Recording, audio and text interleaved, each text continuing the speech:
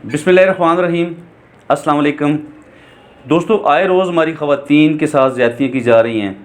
कुछ ऐसे इश्यूज़ हैं जिन पे फिर एतराज़ भी किया जाता है जी कि ऐसे नहीं हुआ, ऐसे हुआ। जिस तरह लाहौर के वाक़ये को अगर आप देखें तो उसकी भी दो राय है। पहले अगले दिन जो है ना जी, ख़ातून के साथ सारा पाकिस्तान खड़ा था, और दूसरे दिन जो है सारे लोगों ने उसकी मुखालफत शुरू कर दी। बहरहाल प्रो एंड कंट्रा तमाम चीज़ें चलती रहती हैं। तो एक बहुत ही ज़ालिमाना एक और वाक़या गुजरात में पेश आ चुका है, जहाँ पे पुलिस एहलकारों ने अवलाद के अंदर एक ख़ातून के साथ ज़्यादती की, और सारी रात ख़ातून पुलिस की मिन्नतें करती रही, लेकिन पुलिस वालों ने, एहलकारों ने एक भी ना उसकी मानी।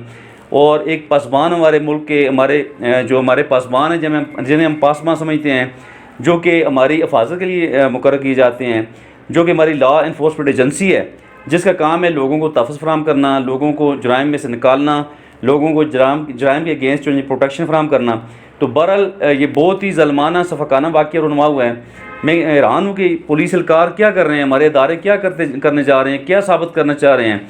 तो एक ख़ातून, एक मज़लूम शख्स या कोई भी ख़ातून, मज़लूम ख़ातून जो कि किसी जुर्म में या तो गिरफ़्तार हो जाए, या फिर अपने लिए इंसाफ मांगने के लिए अगर थाने का रुख करे या किसी भी इदारे का रुख करे, तो क्या उस अदारे के अपने ही लोग जो उस हिफाजत के लिए मामूर हैं, वही उठ के उसका गला काटेंगे या वही उठ के उसके साथ ज़्यादती करेंगे। तो बहरहाल ये बहुत ज़्यादा अफसोसनाक वाक़या है कि जो हमारे अदारों को होश के नाखुन लेने चाहिए। इससे ऐसे इशूज़ को देख के, ऐसे वाक़यात को देख के यकीन जाने इंसान बिल्कुल अदम तहफ़्फ़ुज़ का शिकार हो जाता है। क्या हम कानून नाफिज़ करने वाले इदारों के साथ अगर इस तरह लुटते रहे तो क्या हमें तहफ़्फ़ुज़ मिल सकेगा? क्या ये मयार है हमारा इंसाफ का, या हमारा लोगों को इंसाफ फराहम करने का?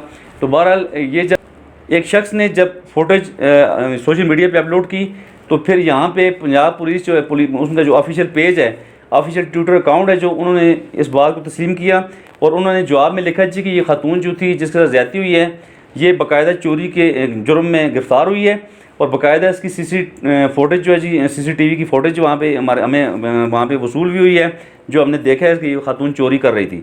तो इससे चोरी की, यानी उन्होंने ये कहा है कि इसे चोरी के जुर्म में हमने गिरफ़्तार किया है। तो क्या किसी को जब आप चोरी के जुर्म में या किसी भी जुर्म में आप गिरफ़्तार करते हैं, तो क्या आप थाने में आके उसके साथ ये सलूक करते हैं? क्या उसे आप विक्टिमाइज़ करते हैं? क्या आपको ये इख्तियार किसने दिया है?